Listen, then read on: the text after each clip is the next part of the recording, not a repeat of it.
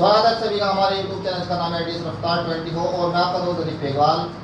आज फिर से लेके आए हैं आपके लिए भारतीय संविधान के कुछ इम्पोर्टेंट आर्टिकल।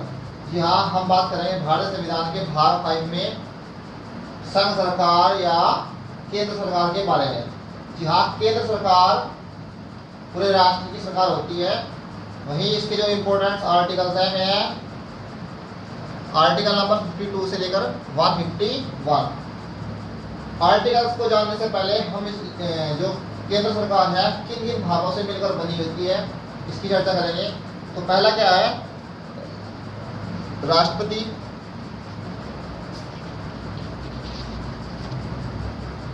उपराष्ट्रपति,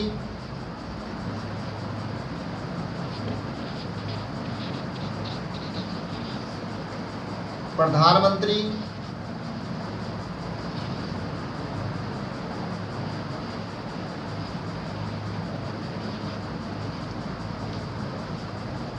केंद्रीय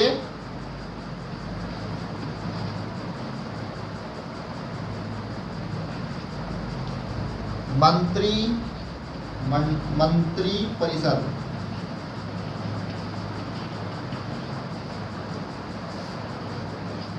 मंडलीय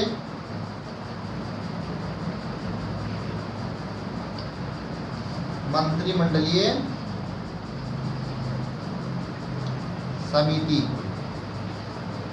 समितियां,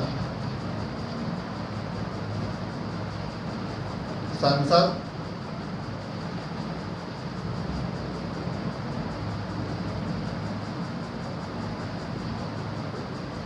संसदीय समिति या समितियां,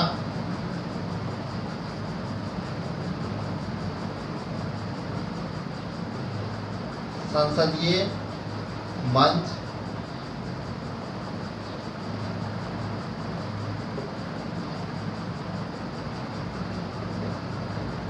संसदीय समूह,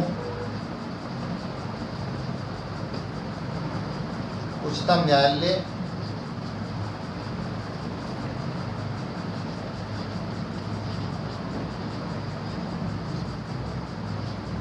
न्यायिक समीक्षा,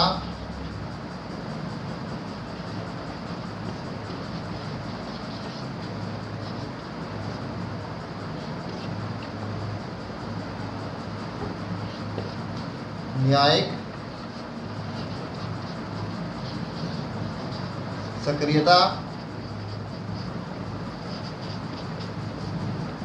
और जनहित याचिका।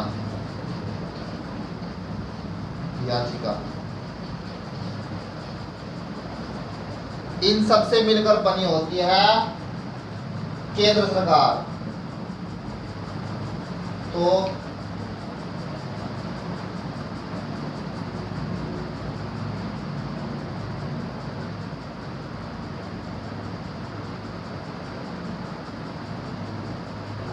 एक बार और दोहरा देते हैं, केंद्र सरकार किन किन से मिले बनी होती है? राष्ट्रपति, उपराष्ट्रपति, प्रधानमंत्री, केंद्रीय मंत्रिपरिषद, मंत्रिमंडलीय समिति, जनहित याचिका, संसद, संसदीय समितियां, संसदीय मंच, संसदीय समूह और उच्चतम न्यायालय, न्यायिक समीक्षा या फिर इसके बाद आती है न्यायिक सक्रियता। इन सब से मिलकर बनी होती है अपनी केंद्र सरकार।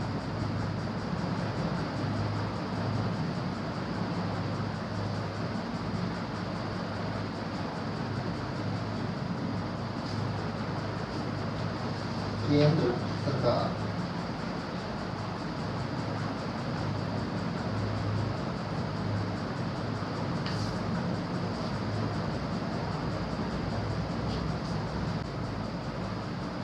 तो शुरुआत करते हैं हम राष्ट्रपति से। तो राष्ट्रपति भारत का, अगर हम राष्ट्रपति के बारे में बात करते हैं तो भारत के उपराष्ट्रपति, प्रधानमंत्री और अटॉर्नी जनरल के साथ साथ केंद्रीय मंत्रिपरिषद का भी एक हिस्सा होता है कौन? राष्ट्रपति। तो अगर हम इसके पद की बात करते हैं कि राष्ट्रपति का पद आर्टिकल नंबर अनुच्छेद 52 आर्टिकल नंबर 52 में कहा गया कि भारत का एक क्या होगा, राष्ट्रपति होगा। भारत का एक राष्ट्रपति होगा।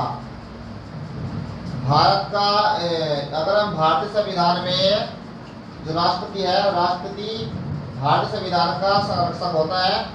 यह भारत का प्रथम नागरिक होता है और राष्ट्रपति राष्ट्र की एकता, अखंडता और सुदृढ़ता का प्रतीक होता है। यह आर्टिकल नंबर 52 के अंतर्गत इसे बताया गया है। अगर हम बात करते हैं इसकी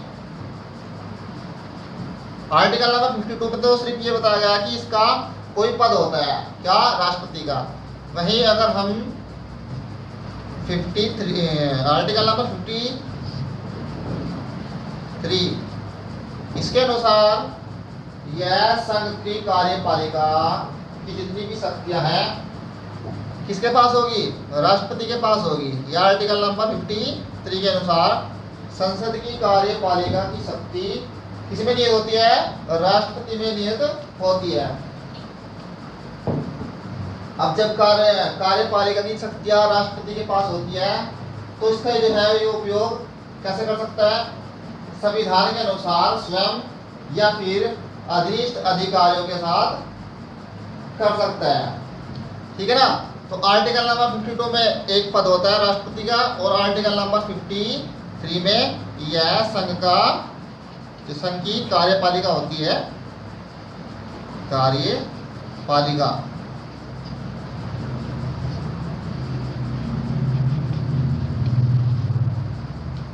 कार्यपालिका राष्ट्रपति में निहित।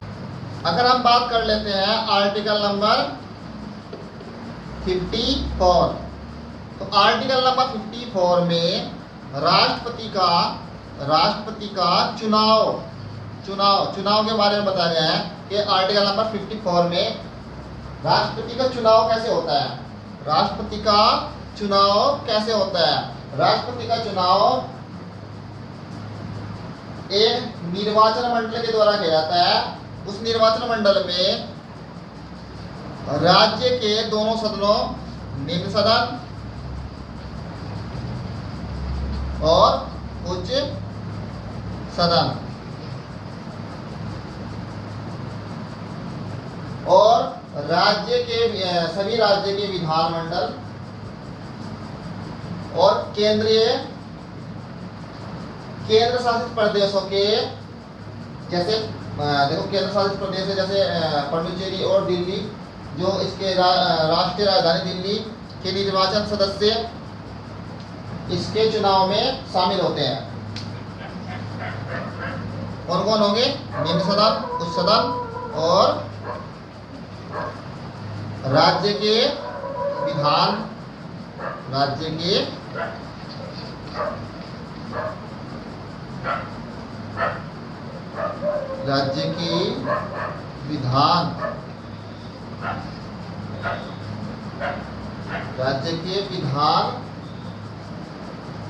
सभाएं और केंद्र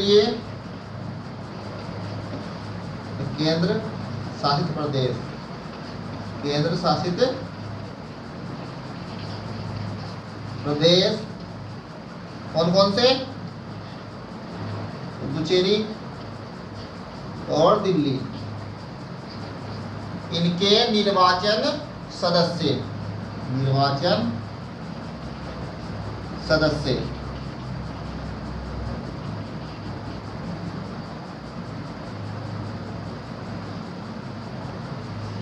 आर्टिकल नंबर 54 में राष्ट्रपति का चुनाव के बारे में बताया कि राष्ट्रपति का चुनाव जो होता है वो निर्वाचन मंडल के द्वारा किया जाता है।